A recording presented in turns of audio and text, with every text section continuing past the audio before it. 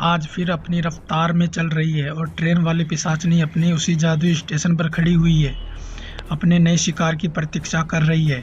आज एक बार फिर इतिहास खुद को दोहराने वाला है, लेकिन एक नए अंजाम में।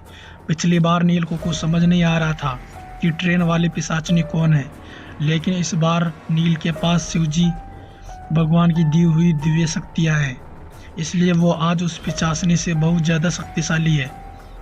ट्रेन आज फिर उस स्टेशन पर रुकी है और आज एक बार फिर आबा एक खूबसूरत लड़के से टकरा जाती है। उसी तरह उससे बातों में उलझाकर उसे अपने साथ अपनी उसी जादुई ट्रेन में ले जाती है। अब दोनों जैसे ही बैठने लगते हैं, उस ट्रेन में एक और शख्स उस ट्रेन में चढ़ जाता है। आबा से कहता है, जी क्या मैं आपके साथ बैठ सकता हूँ? आबा को कुछ अजीब लगता है क्योंकि उसकी जादुई ट्रेन में हर कोई नहीं चढ़ सकता, लेकिन फिर वह उसे अपने साथ बैठने के लिए स्थान दे देती है। गाड़ी भी अपनी रफ्तार से चलने लगती है। अब आबा जिस लड़के से टकराई थी उससे बात करने की कोशिश करती है और कहती है, जी आपको कहीं चोट तो नहीं आई?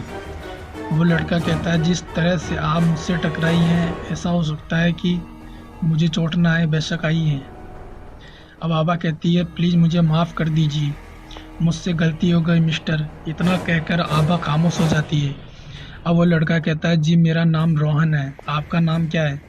अब आबा को भी मजबूरी में अपना नाम बताना पड़ता है और वो अपना नाम आबा ही बताती है। इससे पहले कि रोहन कुछ कहता, साथ बैठा हुआ लड़का कहता है, बेहद खूबसूरत नाम है आपका, बिल्कुल आपके चेहरे की आबा की तरह। आबा अपनी तारीफ सुनकर खुश हो जाती है और उससे कहती है, मेरी इतनी तारीफ करने के लिए शुक्रिया। वैसे आप जो अचानक हमारी सीट पर आकर बैठ गए हो, क्या मैं जान सकती हूँ आप कौन हैं? क्या नाम है आपका? अब वो लड़का मुस्कुराने लगता है और कहता है, देखिए ना, आपकी सुंदरता देखकर तो मैं अपना नाम ही बताना भूल गया। मेरा नाम अबीर है और मुझे बस अगले स्टेशन तक ही जाना है। आबा उसे कहती है, वैसे नाम तो आपका भी बेहद खूबसूरत है, बिल्कुल आपके चेहरे की तरह। अब आबा उसकी तरफ कातिलाना मुस्कान साथ देखकर मुस्कुराने लगती है। तभी सामने बैठा हुआ रोहन कहता है, आपको मुझसे क्या खराबी लगी जो एक बार भी हमारी तारीफ नहीं कर सकी? मोहतरमा, एक बार ये प्यार की नज़र हम पर भी डाल दीजिएगा। अब आबा उठकर उसके पास बैठ जाती है और कहती है, मुझे ट्रेन में अकेली देखकर आपकी नीयत तो खराब नहीं हो रही है ना कभी?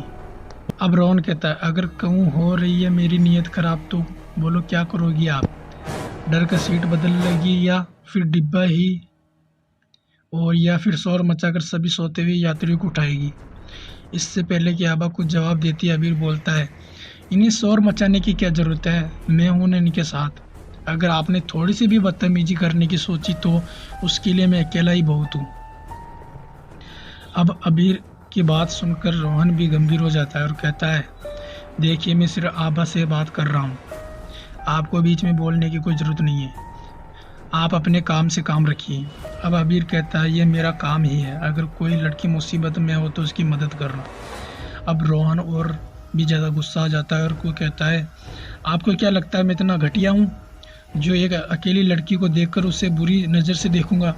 मेरे संस्कार इतने बुरे नहीं हैं, मैं तो बस आबा जी के साथ मजाक कर रहा था और आप हमें धमकियाँ देने लगे। अब आबा देखते हुए दोनों के बीच में झगड़ा बढ़ रहा है। वो कहती है, प्लीज़ आप दोनों खामोश हो जाएं, क्यों सफ़र को ख़राब कर रहे हो?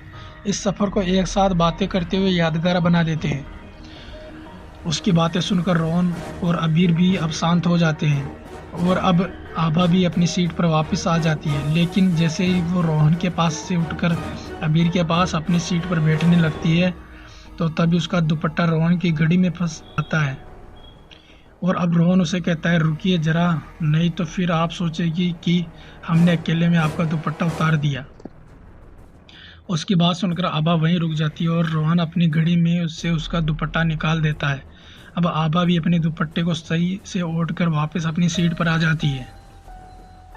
तभी रोहन की नज़र अपनी घड़ी पर जाती है और जो 12:15 का समय बता रही है, जिसे देखकर रोहन हैरान होता है और कहता है, अरे ट्रेन में बैठे हुए भी हमें सिर्फ 15 मिनट हुए हैं, कमाल है, ट्रेन भी पूरी स्पीड से चल रही है। ट्रेन अपनी रफ्तार पर चल रही है। अब तीनों ही खामोश है। सभी के मन में अलग अलग विचार पनप रहे हैं, लेकिन ट्रेन वाली पिशाचनी असमंजस की स्थिति में है और मन में सोच रही है, रोहन को तो शिकार बनाकर मैं लाई हूँ साथ, लेकिन ये अबीर कौन है? अब आज दोनों में से किसका शिकार करूं, कुछ समझ नहीं आ रहा। दोनों दो दो शिकार बैठे हैं, जिन्हें देखकर ताजी खून की प्यास और भी ज़्यादा बढ़ गई। क्या करूं, पहले किससे शिकार बनूं?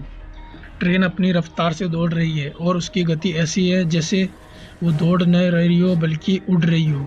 हर बार की तरह पिशाचने के काले जादू से मौसम भी बहुत भयानक हो चुका है और बादल बहुत भयानक आवाज़ से गरज रहे हैं।